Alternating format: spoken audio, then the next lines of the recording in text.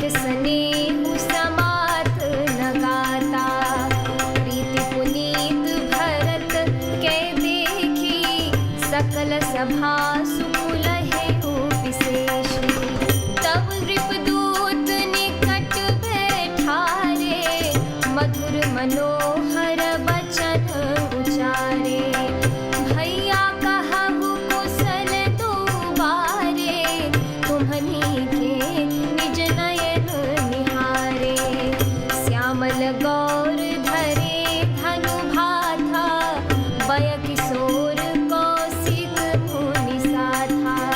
पहिचानहु तुम कहहु सुभाऊ, प्रेम विवश पुनि पुनि कहराऊ। जा दिन ते मुनि गए लवाई, तब ते आजु साँचि सोधि पाई।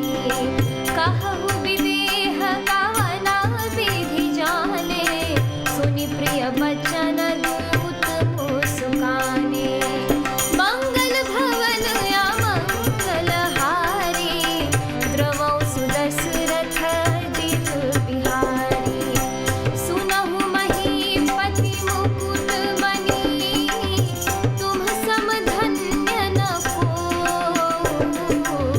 राम लखनु जिनके तनय, विश्व विभूषण दोउ।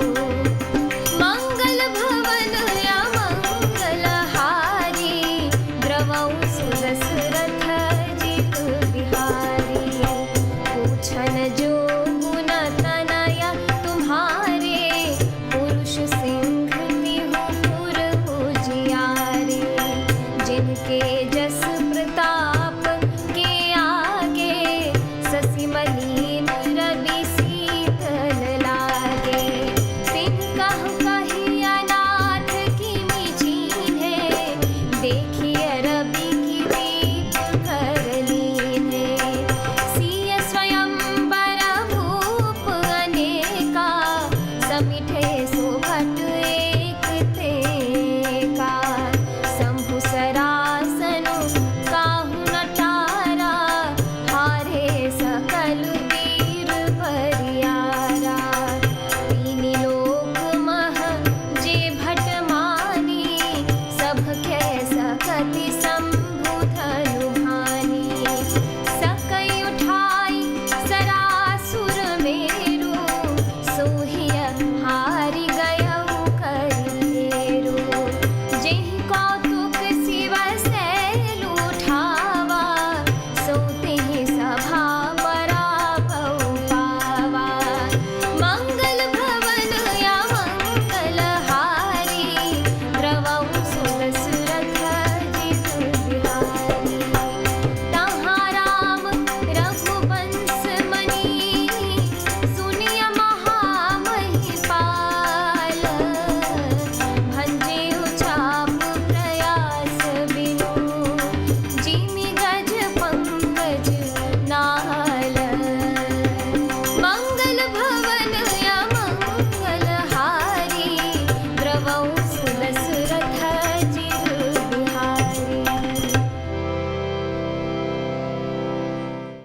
अर्थात चिट्ठी सुनकर दोनों भाई पुलकित हो गए।